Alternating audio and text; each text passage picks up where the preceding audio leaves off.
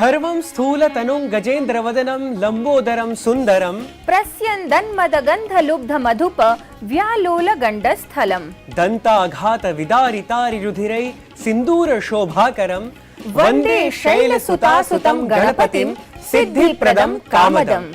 निजावास गता जीवने जीवने गणपतिं स्थापयन्तः गणपतिं स्तुवन्तः गणेशं च अनुकुर्वन्तः दर्शकाः भवद्भ्यः गणेशोत्सवस्य भूरिशः शुभकामनाः।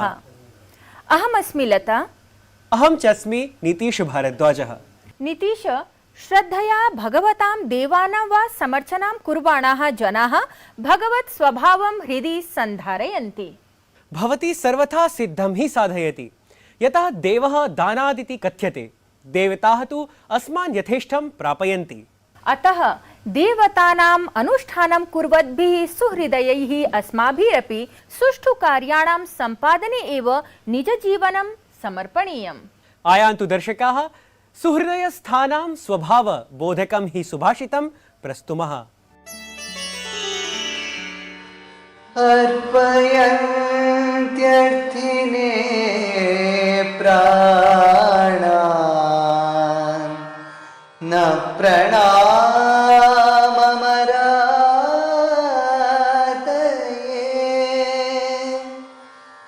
न नास्तीत्युत्तरं जातु सुहृदे सुमनो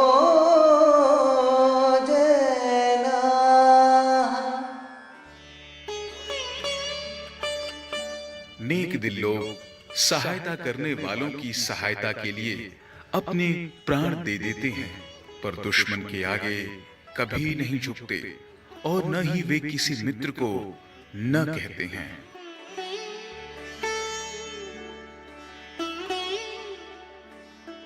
Good-hearted people offer their very lives for helping the suppliants, but never bow down to an enemy, nor do they utter nay to a friend in need.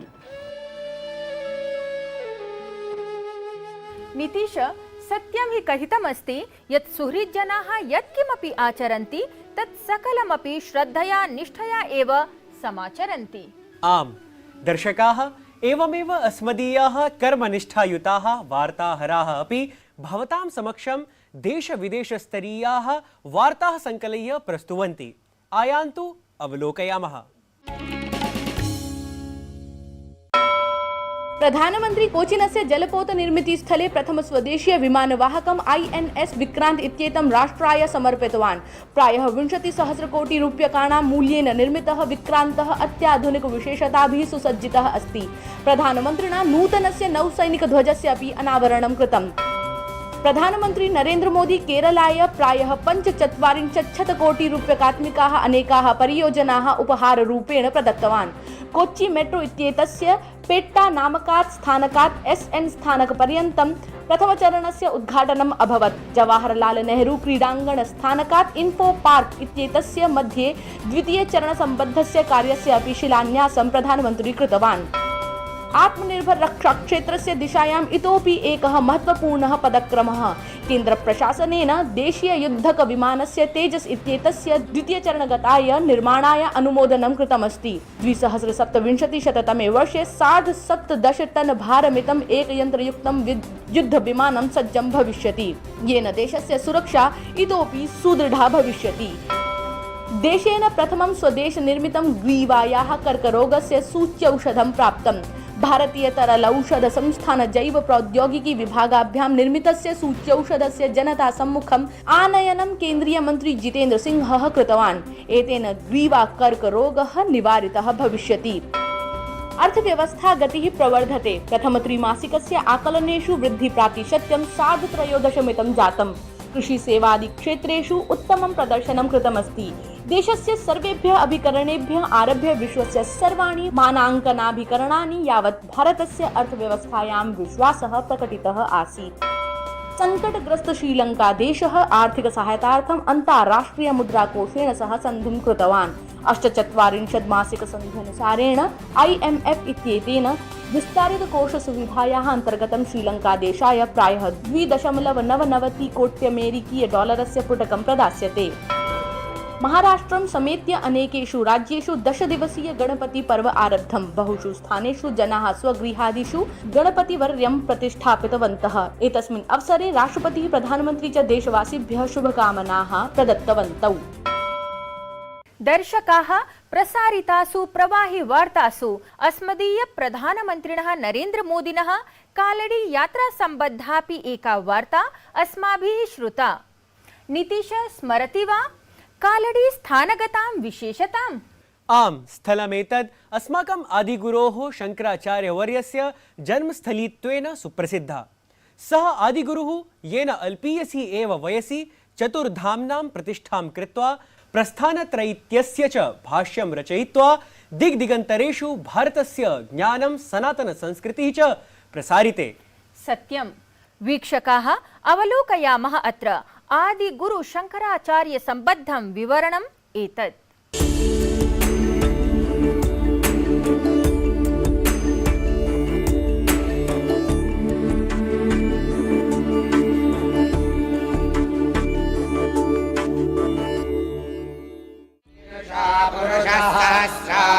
सहस्रपाद भूमिं विश्वतो वृत्वाद्यतिष्ठद्दशाङ्गुलम् पुरुष एवेदं सर्वं यद्भूतं यत् पादो अस्य विश्वा भूतानि त्रिपादस्यामृतं दिवे। पारंपरिकम् अंगवस्त्रं तदुपरि गले रुद्राक्षमाला। केरलस्य एर्णाकुलम जनपदे यदा प्रधानमन्त्री नरेन्द्र मोदी आदिशङ्कराचार्यस्य जन्मस्थलं कालडी ग्रामं समागतः तदा तदीया वेशभूषा अत्रत्यया संस्कृत्या साम्यं भजमाना आसीत्। तावत् प्रधानमन्त्रिणः वैशिष्ट्यमेव एतत् यत् यदा यत्र अपि सः गच्छति तत्र तत्र एव संस्कृति लोकपरम्पराद्यनुगुणं व्यवहरति अपि इति। जयाय सर्वेश्वराय सदाशिवाय श्रीमन्महादेवाय नमः। वस्तुतः अनतिचिरं हि प्रधानमन्त्री केरलस्य दिवसद्वयीयां यात्रायाम् आसीत्, यत्र तेन आदिशङ्कराचार्य जन्मभूमि स्थिते मन्दिरपरिसरे सविधानं समर्चनं कृतम्। पश्चात् हि प्रधानमन्त्री स्तूपम् इत्यत्र अपि गतवान्। शंकराचार्य जी ने जिस प्रकार भारत को एक सूत्र में पिरोया, भारत को आध्यात्म से जोड़ा, वो आज भी भारतीयता की मजबूत कड़ी है। आदि शंकराचार्य जी ने जो परंपरा स्थापित की, उसको केरला से निकली अनेक विभूतियों ने आगे बढ़ाया। शङ्कराचार्यस्य जन्म केरलस्य एर्णाकुलम जनपदस्थिते कालडी ग्रामे एव अभवत्। पेरियार नद्याः अपि शङ्कराचार्यीय जीवने माहात्म्यम् अप्रच्छन्नं नास्ति एव। यदि हि तटे स्थितः कालडी नामधेयग्रामः। आदिशङ्करः वयसः 8 वर्षावधौ एव वेदानाम् आसीत् वेत्ता जातः। एतदनन्तरं सन्यासं गृहीत्वा सम्पूर्णभारतवर्षस्य यात्रां कृत्वा मठानां स्थापनां कृत्वा सनातनधर्मपरां पुनश्चेतनां सह सञ्चारितवान्। बद्रीनाथस्थितस्य ज्योतिर्मठस्य स्थापनायाः पश्चात् एव आदिशङ्कराचार्यः 20+800तमे अब्दे हिमालये समाधिम् अपि गृहीतवान्। तावत् एतत् जन्मस्थलीयायाः यात्रायाः पूर्वम् अपि केदारनाथधाम्नि प्रधानमन्त्री मोदी शङ्कराचार्य समाधिस्थले तदीयां 12 फुट समुच्चां प्रतिमाम् अपि अनावृतवान् इति सर्वैः स्मृयते एव। गिरीशमिश्र लिखितं नारायण दत्तानूदितं वार्तावलिवृत्तं DD न्यूज़। आदिगुरोः ग्रन्थेषु न केवलम् अद्वैत वेदान्तगतं गहन ज्ञानमेव मिलति, प्रत्युत तदीयेषु स्तोत्र साहित्येषु ईश्वरस्य भावसमन्विता स्तुतिः अपि मिलति। नीतीश, अपि जानाति एतासामेव स्तुतीनां भावपरक सुमधुर स्वरयुतया भक्तिभावसंयुतया प्रस्तुत्या श्रोतृजनान् ईश्वर भक्तिं प्रति सम्प्रेरयति। अद्यतनी अस्मदीया त्रिज्या प्रभागीया तिथिः माधवी मधुकरः। सत्यं, माधवी मधुकरेण आदिगुरोः अनेकानि स्तोत्राणि स्वीय स्वर साधनया साधितानि सन्ति। नीतीश, अलं परिचयेन इदानीं दर्शकैः सह साक्षात् स्वरसाधिकायाः सम्मेलनं कारयामः।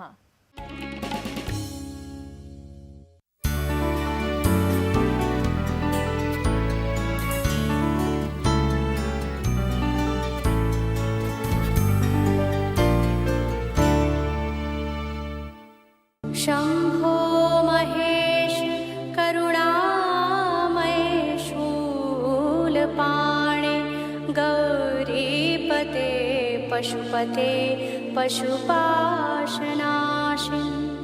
काशीपते करुणया जगदेतदेकस्त्वं हंसि पासि विदधासि महेश्वरोऽसि। माधवी मधुकरः बिहारस्य भागलपुरवास्तव्या एका सर्वोत्कृष्टा संस्कृतस्तोत्रगायिका।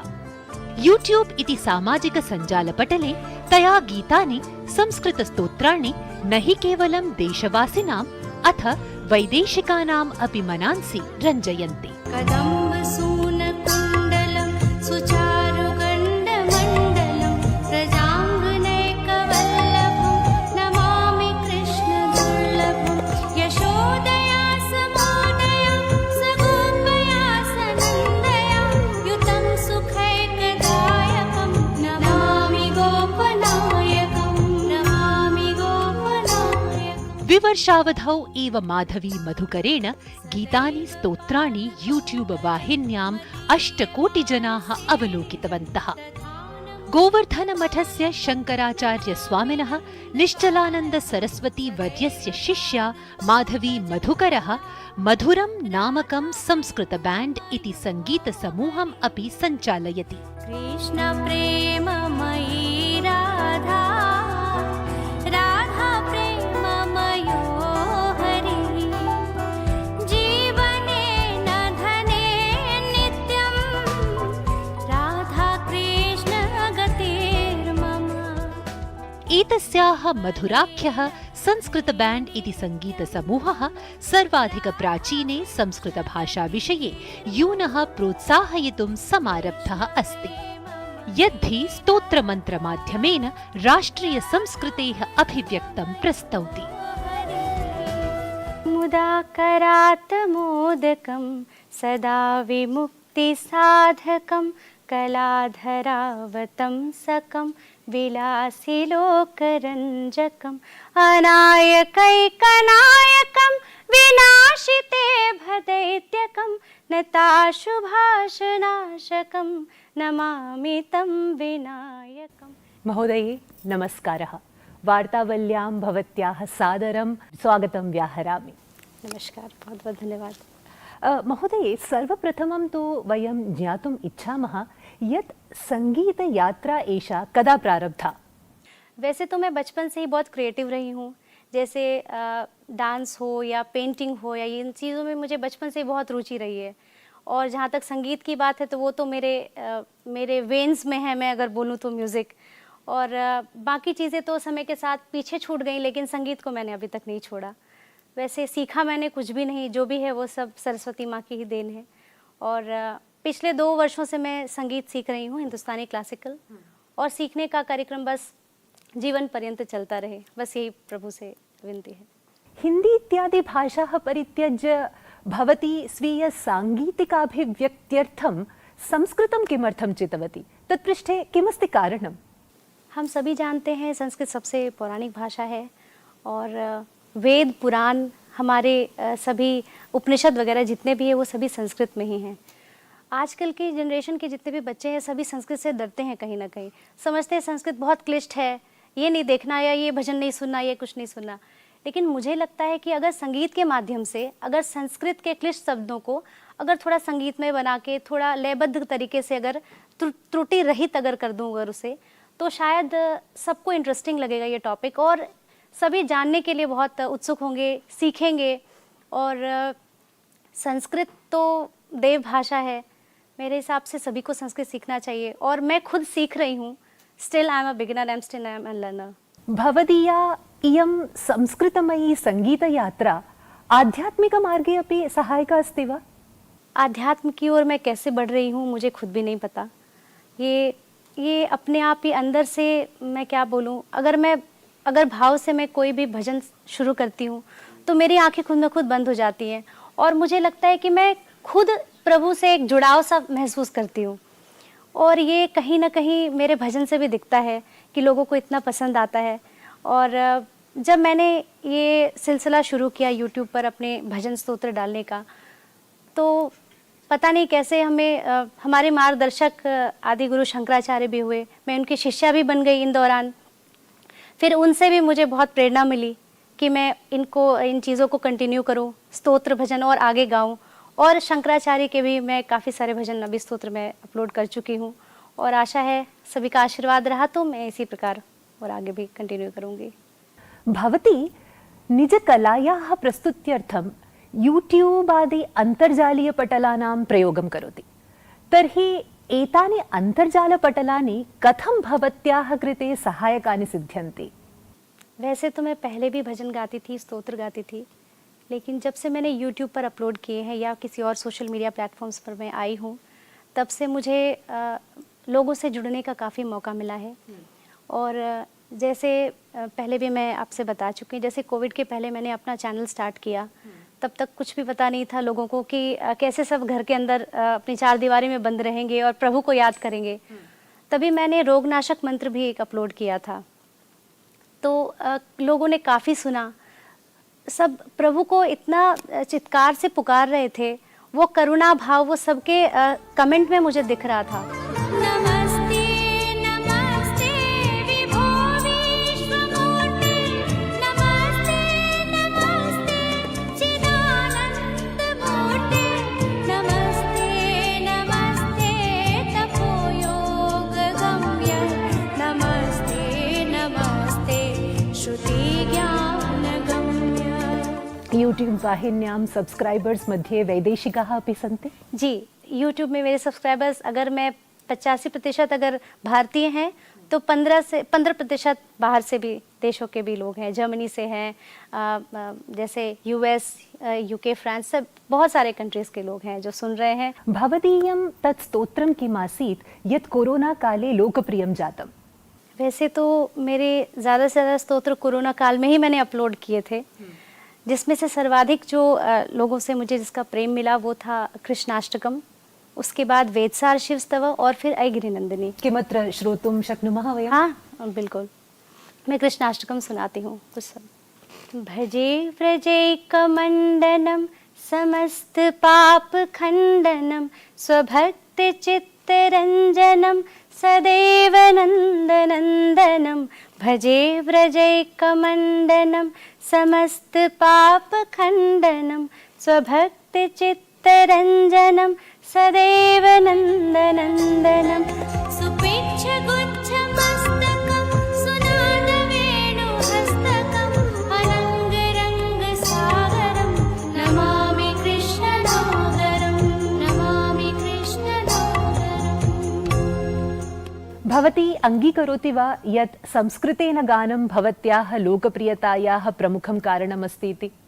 जी, मैं ज़रूर बोलूँगी कि संस्कृत में गाने से मुझे प्रसिद्धि मिली है। शायद इतनी लोकप्रियता मुझे किसी अन्य भाषा में गाकर नहीं मिलती, क्योंकि संस्कृत सभी के लिए कठिन तो है ही, उसको पढ़ने में, उसको बोलने में, उच्चारण में बहुत कठिनाइयाँ आती हैं। मैं खुद सीख रही हूँ और सीखती रहूँगी।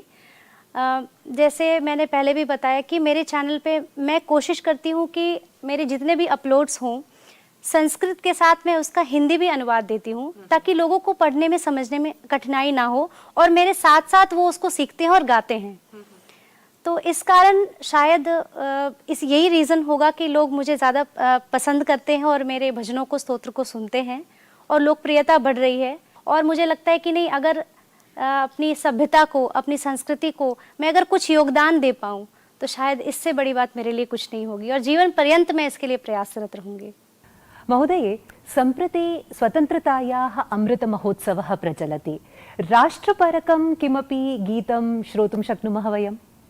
जी, मैंने राष्ट्र के लिए हिंदी में एक संस्कृत गाया है गीत, जो बनारस हिंदू यूनिवर्सिटी के डीन प्रोफेसर बिंदेश्वरी प्रसाद मिश्र ने लिखा था। भुवन भूषण मैं सुनाती हूँ आपको। भुवन भूषण भव्य भारतवर्ष भूति निधान है, जय जया जय धृत विनय नय, जय जया जय धृत विनय नय, ऋथ्य हिंदुस्तान है, अनवत्य हिंदुस्तान है। भुवन भूषण भव्य भारतवर्ष भूति निधान है, जय जया जय धृत विनय नय, ऋथ्य हिंदुस्तान है, अनवत्य हिंदुस्तान है। वार्तावल्याः दर्शकैः सह हृदयगतः संवादः साधितः, तदर्थं भवत्यै भूरिशः धन्यवादाः। आपको भी मेरा बहुत बहुत धन्यवाद, नमस्कार। मेरे सभी श्रोतागण को मेरा प्रणाम, मेरा नमस्कार, धन्यवाद। लते, अतिथिवर्यायाः संस्कृतगीतगानपरा यात्रा अतीव मोदावहा प्रेरणाप्रदा च आसीत्। मन्ये दर्शकाः नूनं प्रेरिताः स्युः।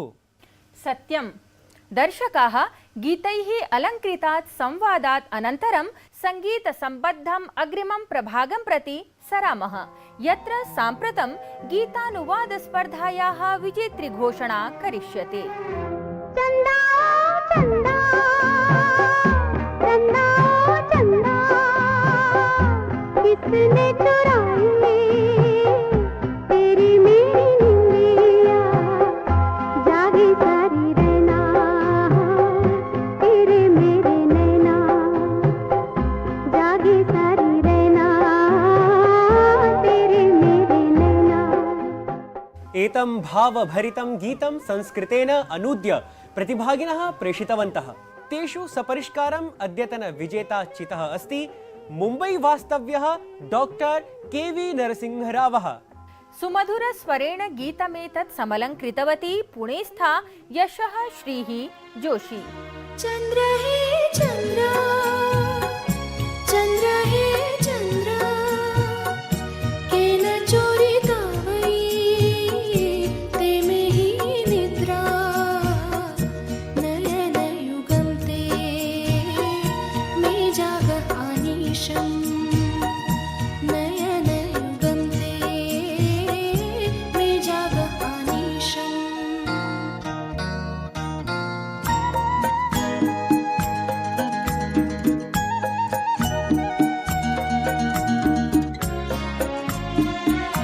तव च मम च आख्यानमेकम् आवयो गुणाभिज्ञानं केनापि न ज्ञातं। तव च मम च आख्यानमेकम् आवयो गुणाभिज्ञानं केनापि न ज्ञातं। सहचरतमेतत् यथा तव तथा मम, नयन युगं ते में जाग आनिशं। चंद्र हे चंद्र, चंद्र हे चंद्र, केन चोरिता वै ते में ही निद्रा, नयन युगं ते में जाग आनिशं, नयन युगं ते में जाग आनिशं। वर्धापनानि सन्तु सर्वेभ्यः। दर्शकाः, अधुना नूतन स्पर्धा गीतघोषणस्य कालः समागतः। आम्, नूतनं गीतमस्ति एतत्। गुमनाम है कोई, बदनाम है कोई, किसको खबर कौन है वो, अनजान है कोई। गुमनाम है कोई, बदनाम है कोई, किसको खबर कौन है वो, अनजान है कोई। गुमनाम है कोई। अस्य गीतस्य गेयतानुकूलं संस्कृतेन अनुवादं यथा समयं सम्प्रेषयितुम् अस्ति अस्माकं निवेदनम्। प्रियाः सिद्धिसाधनरताः समीक्षकाः, अधुना कार्यक्रमस्य अवसानं सम्प्राप्तम्। तावत् भवन्तः सिद्धिं संसिद्धिं रिद्धिं समृद्धिं च प्राप्नुवन्तु इति कामना सहितं सादरं नमामः, मङ्गलकामनापूर्वकं च विरमामः। विघ्नेश्वराय वरदाय सुरप्रियाय लंबोदराय सकलाय जगद्धिताय नागाननाय श्रुतियज्ञ विभूषिताय गौरीसुताय गणनाथ नमो नमस्ते। स्वप्नेषु लुप्ता